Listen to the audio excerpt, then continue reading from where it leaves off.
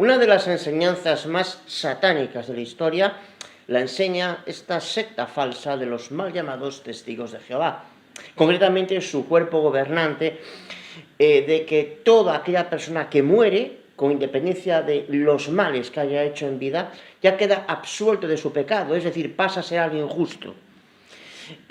Según esta secta, esa persona hace borrón y cuenta nueva y solo contabilizará aquello que luego, una vez resucite, haga durante el milenio.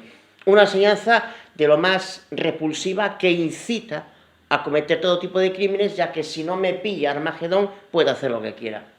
El texto base de esta secta satánica, amputado de su contexto, se encuentra en Romanos 6:7, porque el que ha muerto ha sido ya libertado del pecado. Lo que hace es romper el contexto. ¿Qué dice el contexto? Veamos. ¿Qué diremos? Versículo 1 entonces. ¿Continuaremos en pecado para que la gracia abunde? De ningún modo. Nosotros que hemos muerto al pecado, nosotros los verdaderos cristianos, ¿cómo viviremos aún en él? ¿O no sabéis que todos los que hemos sido bautizados en Cristo Jesús, hemos sido bautizados en su muerte? Por lo tanto, sigue hablando de los verdaderos cristianos, hemos sido sepultados con él por medio del bautismo para muerte, a fin de que como Cristo resucitó de entre los muertos para la gloria del Padre, así también nosotros andemos en novedad de vida. Porque sigue conectando con lo que está diciendo, no habla evidentemente de todo el mundo, sino de aquellos que hemos muerto al pecado. Si hemos sido unidos a él en la semejanza de su muerte, ciertamente lo seremos en la semejanza de su resurrección. Sabiendo esto, que nuestro viejo hombre fue crucificado con él, para que nuestro cuerpo de pecado fuera destruido, a fin de que ya no seamos esclavos del pecado. Porque, conjunción que une a lo anterior, que está hablando solo de verdaderos cristianos, el que ha muerto ha sido libertado del pecado. Obviamente no habla de todo el mundo, sino de los verdaderos cristianos que ya han muerto para el pecado, no de toda la humanidad.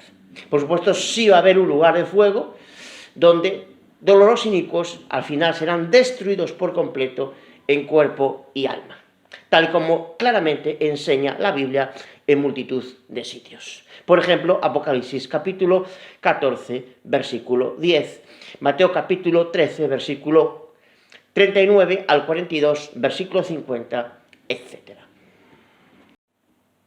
Un militante, un adepto de la Watchtower, decía en sus comentarios que en el año 1914 había comenzado el reino de Dios.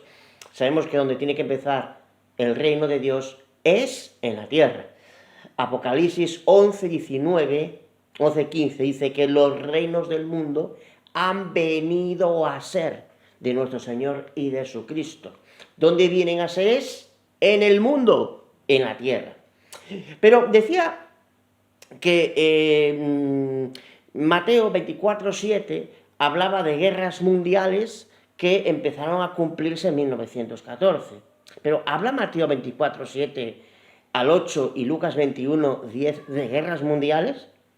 Dice el versículo 7, porque se levantará nación contra nación y reino contra reino. En diferentes lugares habrá hambre y terremotos. Cualquier guerra implica una nación que se levanta contra otra nación y un reino contra otro reino. En cualquier guerra, dos pueblos o más están implicados en un conflicto. Aquí no se habla de guerras mundiales. De hecho, esto no es la señal de la presencia de Cristo, ya que dice en el versículo 8 que es el comienzo de los dolores, es decir, no la señal de la presencia. De hecho, la señal de la presencia, donde se ve, no es en la tierra, sino en el cielo.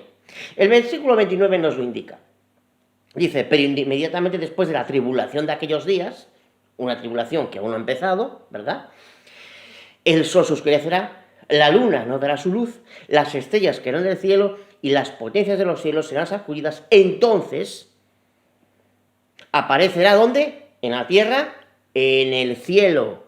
En el cielo la señal del Hijo del Hombre, es decir, de la presencia del Hijo del Hombre, y entonces todas las tribus de la tierra se harán duelo y verán al Hijo del Hombre que viene sobre las nubes del cielo, con poder y gran gloria. Por tanto, la presencia es la propia venida física, visible de Cristo, inmediatamente después de la tribulación de aquellos días. Una tribulación que no ha comenzado, por consiguiente, la señal de la presencia del Señor Jesucristo no son las guerras, los terremotos, las hambrunas mencionadas en Mateo 24:7, sino solo el principio de los dolores. Una serie de acontecimientos que irían en aumento, en intensidad, hasta el retorno de Jesucristo, desde el propio siglo I en adelante. Por tanto, toda la falsa teología satánica de la sociedad Watchtower en relación a la presencia de Jesucristo se viene abajo. Es una mentira. La cronología de los falsos testigos de Jehová es una absoluta estafa. Daniel capítulo 4 no habla de días, de años, sino de 7 tiempos, que son 7 años. Como se puede ver que en Apocalipsis capítulo 12, versículo 14, habla de 1260 días, capítulo 13, versículo 5 dice que son 3 años y medio, el doble son 7 años. 7 años que simplemente se cumplieron en el rey Nabucodonosor. Nada más. Esto lo puede ver usted perfectamente en Daniel capítulo 4, versículos 20 al 22 y versículo 25. Dice que todo eso se cumplió en el rey Nabucodonosor. ¿Por qué dice entonces que da al de condición más humilde? Sencillamente es una forma de hacer alusión a la arrogancia de Nabucodonosor, tal como dice el versículo 37. En una parte se dice en las Escrituras que esos 7 tiempos sean los tiempos de los gentiles.